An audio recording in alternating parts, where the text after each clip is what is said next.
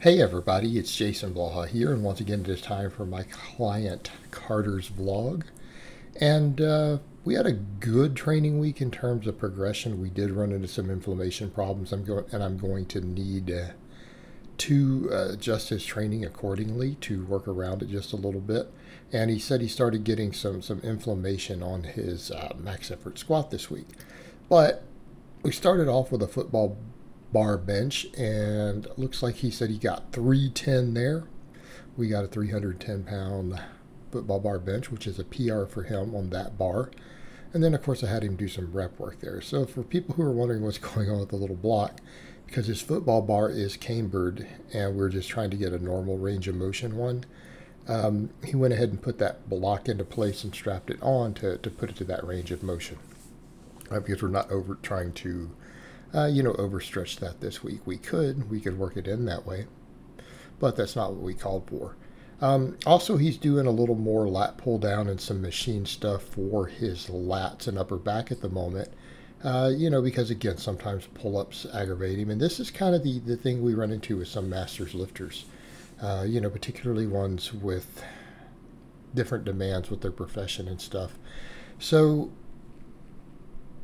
we always have to be aware of some of that stuff. And in his case, when he came to me, Carter had a lot of low back and hip pain and other issues, and we've got them fixed to some extent. It's still not 100%. We were doing really good, but it's flared a little bit back up this week, unfortunately. And so we're going to have to work on that, and I'm going to have to adjust his programming for next week. But we do some lat pull downs on his upper day. Right, we do some lat pull downs after the bench work. I've got him doing some plate raises, and then we do a lot of band press downs for triceps. And in his case, we tend to work on delts and pecs a lot more. His arms are big, his triceps are big. He doesn't need large amounts of arm work. His arms has just always grown from the stuff he's done.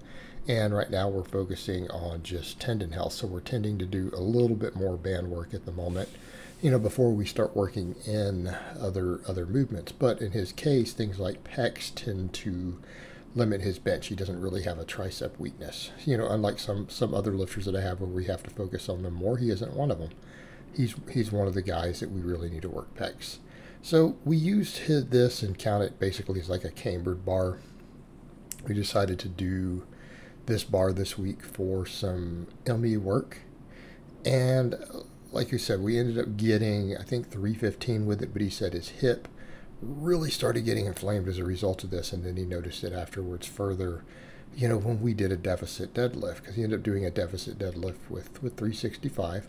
And again, we've been conservative breeding up the lower body stuff, right? We've been very conservative, just giving training history, inflammation history, injury history, and we're going to eventually get him there, but it's going to take a lot of work.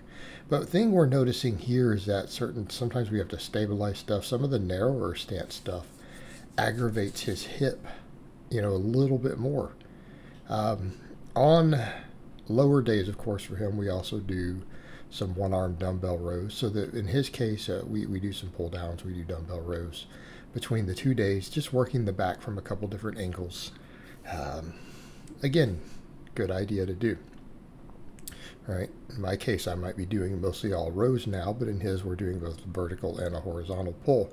And of course, all of it's back supported because, again, we've got a reverse hyper. We have other tools to work his back.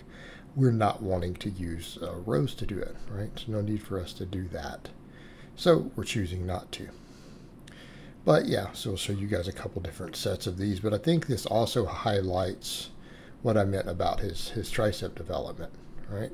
And it goes to show, as far as doing different movements, how different people are built.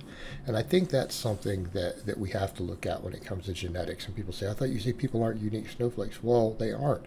The same basic programming works for everyone. You still have individual fatigue management. You still have individual weak points, individual leverages. It's when people have this idea. The reason I say that is that I've had clients who say stuff like, high reps don't work for me. What do you mean? And for them, high reps means sets of 10. Like sets of 10, it doesn't do anything. They just make me tired and weaker. Okay, that's what I'm talking about. Or people who say, oh, this training style or whatever. It doesn't work for me. I tried it in the past. But they didn't know what they were doing. You see the point? Common issue. So it's not what we're talking about when I say that, people are not unique snowflakes. I'm not saying people don't have different genetics and insertions and weak points. Right? It's simple stuff like a certain rep range doesn't work for me. A certain proven programming and periodization style doesn't do anything for me. Oh no, they had bad training. They had bad fatigue management. These things that work for anyone, right? Everybody can get bigger and stronger off 10 rep sets. Okay, there's no gene that makes you not be able to do so. So afterwards, we do for him belt squats. We do glute ham raises. We do reverse hypers. Pretty simple, basic setup, right?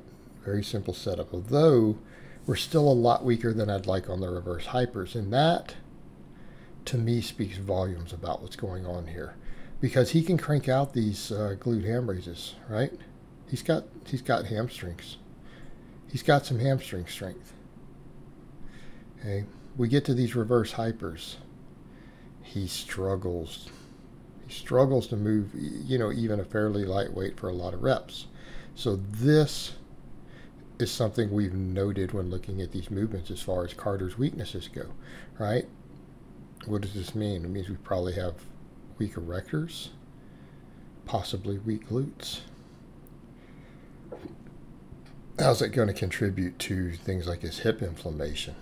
See where we're going here? All right.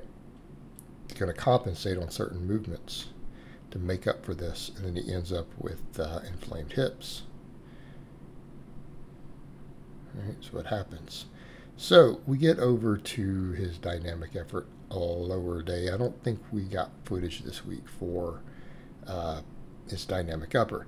All right, because his hip was inflamed, he's like, I really needed to do like the Hatfield type squats for these, with my chains, because it was inflaming my hip. Now, it was interesting enough, he said these weren't as bad. And he's noticing the wider stance stuff isn't bothering his hip as much. All right, the speed pulls against chains really impacted his hip, impacted it a lot. All right, impacted it a lot. All right, today he decided to use his machine row here. Again, getting a good chest supported row and everything. And again, I'm fine with that. He's got the different equipment.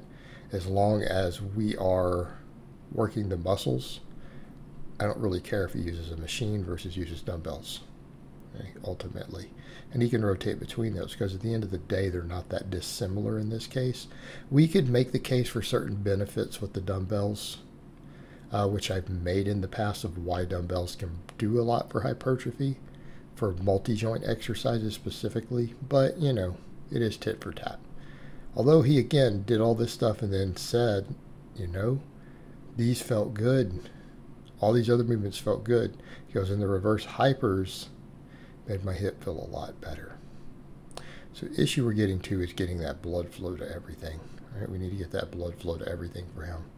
I'm going to have to adjust his sheet, though, for this coming week. I already had another block written, but in this case, we may need to make some adjustments there.